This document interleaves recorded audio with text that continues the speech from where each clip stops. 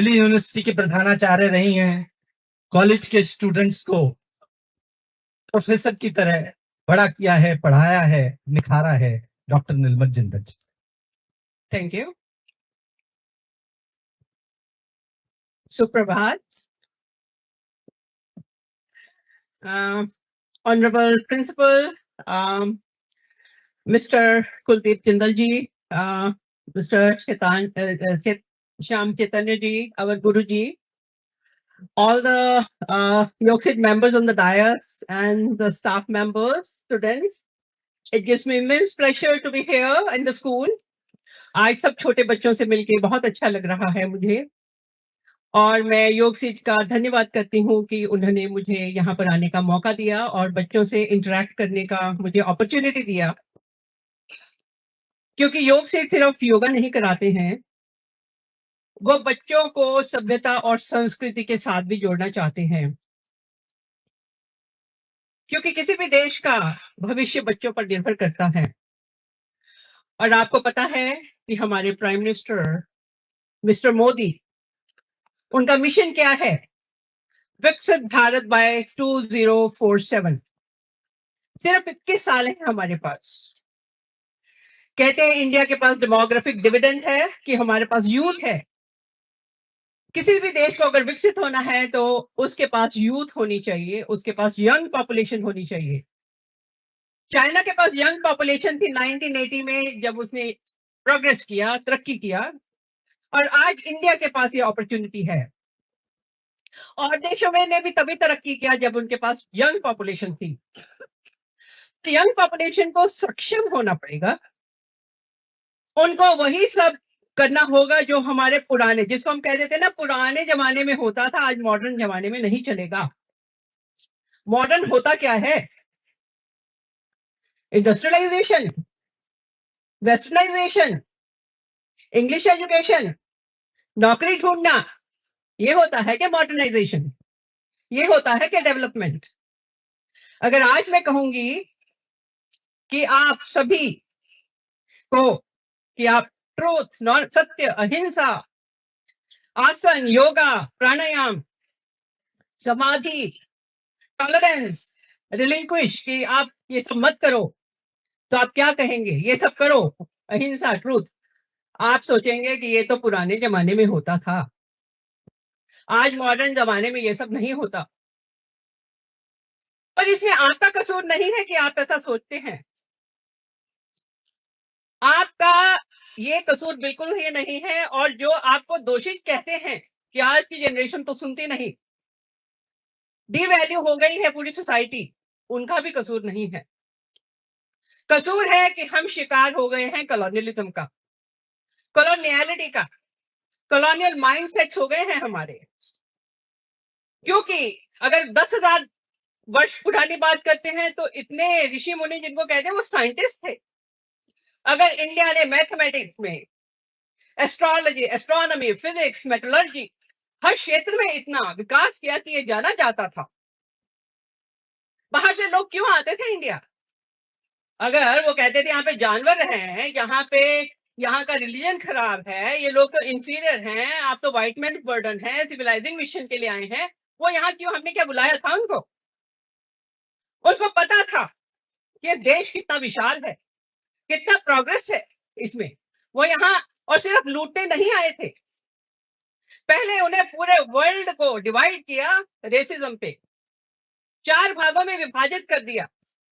Whites the supreme race, जो गोरे लोग हैं वो सबसे ऊपर, लाल रंग वाले दूसरे नंबर पे, बुरे लोग तीसरे नंबर पे, और काले चौथे नंबर पे।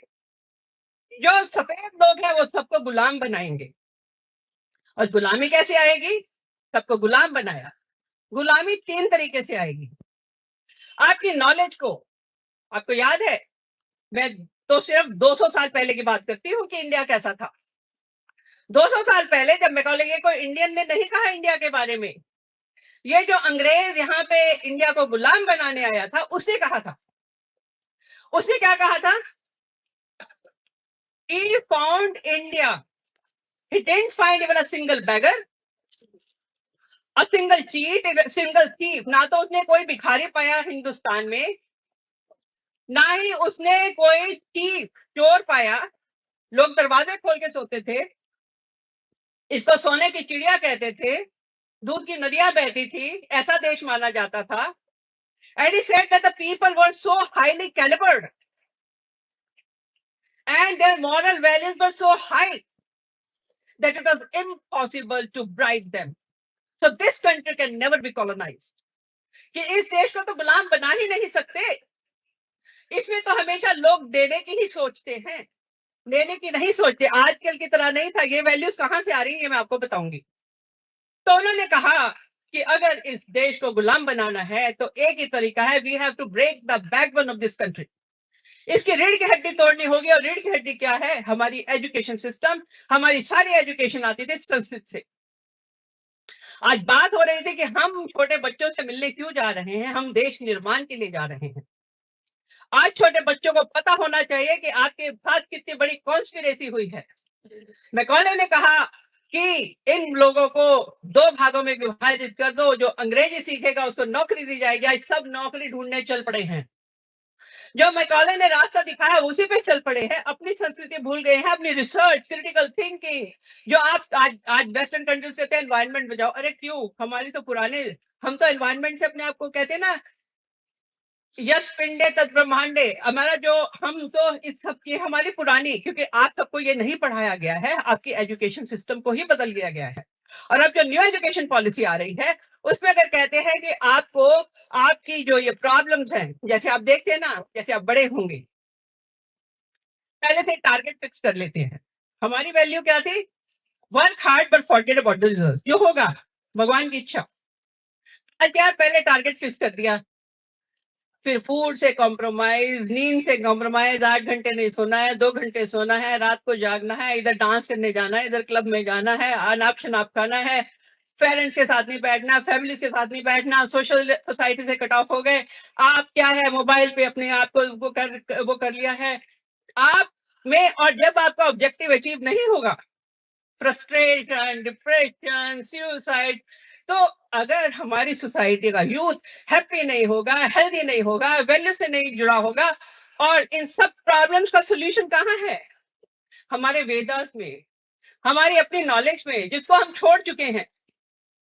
कहते ना, महाभारत मत पढ़ो, झगड़ा का है। महाभारत आपको रास्ता सिखाता है कि गैम्बल मत करो, औरत की इज्जत करो। कृष्ण जी के पास सुदर्शन चक्र था ना, रामचंद्र जी हमेशा बाण और वो अपना धनुष लेके चलते थे ना। कभी उन्होंने किसी कमजोर व्यक्ति को या किसी असहाय व्यक्ति के खिलाफ किसी को यूज किया, किसी के डोमिनेशन के लिए यूज किया? पर जब क्वेश्चन आया अपनी रक्षा के लिए, जब क्वेश्चन आया अपनी टेरिटरी और अपने व्यक्तियों की रक्षा के लिए, तब उन्होंने उसको यूज किया। अब सक्षम बनिए, अपनी रूट से जुड़िए। और ये जो न्यू एजुकेशन पॉलिसी है, अपनी जो सभ्यता संस्कृति को हम भूल चुके हैं, सारी एजुकेशन उसी में है। आप उससे जुड़िए। कैसा खाना है? मैं बताती हूँ, हमारे एक अंकल थे डॉक्टर तुलसीराम। 104 साल की उम्र में कनाडा में उनका डेथ हुआ, और उन्होंने 4 वेदा इंग्लिश में ट्रांसलेट किए। वो फाउंडिंग प्रिंसिपल थे शिवाजी कॉलेज के। मैंने उनको कभी भी, उनका भी झगड़ा होता था कि मैं तो ताजा खाना खाऊंगा। और 104 साल की उम्र में भी वो अलग रहे कनाडा में अपने बेटे से, कि उन्होंने कभी भी बासी खाना खाया ही नहीं। ये कहां से आई है विद्या? इंग्लैंड में पढ़े थे वो, मॉडर्निटी थी।